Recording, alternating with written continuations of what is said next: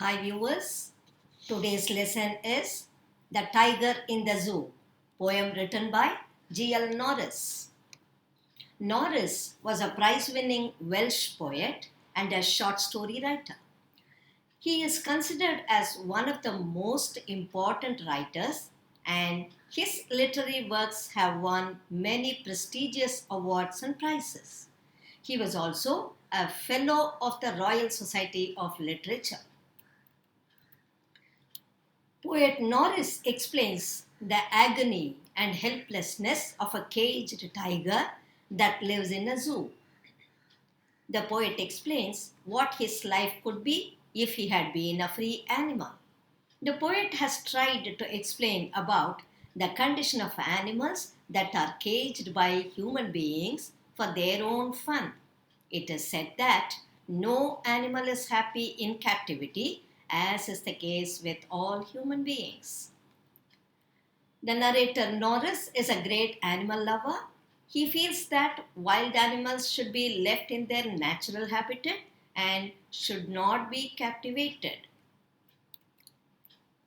The poem, The Tiger in the Zoo, begins with a description of a tiger that's very beautiful and is walking in his little cage. He has beautiful stripes on his skin and has velvet-like soft paws. But the tiger is not happy and is quite angry about being confined in the cage. All his strength lies useless behind the bars. The tiger should not be in the cage but moving secretly through a long grass in the jungle or near some pool of water where well-fed deer passes by in order to catch its prey, that is, the deer. Also, he would be roaring and terrorizing the residents of the villages around the forest area. But the reality is totally opposite to this.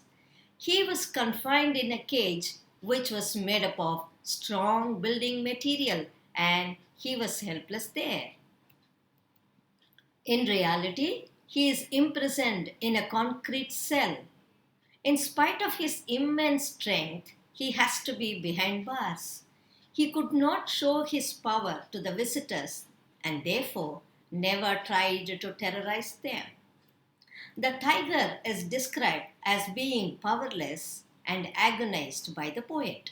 He says that during night also the tiger is alone, hearing the voices of the patrolling vehicles of police and wistfully looking at the stars with his bright eyes. The cage life has totally changed the tiger's personality. The poet is trying to say that the animal which is famous for its fearlessness and freedom is confined and sad due to the human beings who want to derive pleasure by looking at him in the zoo cage. The narrator tries to depict the mental condition of the caged tiger. He makes a clear comparison of the life of a tiger in the zoo with its life in its natural habitat.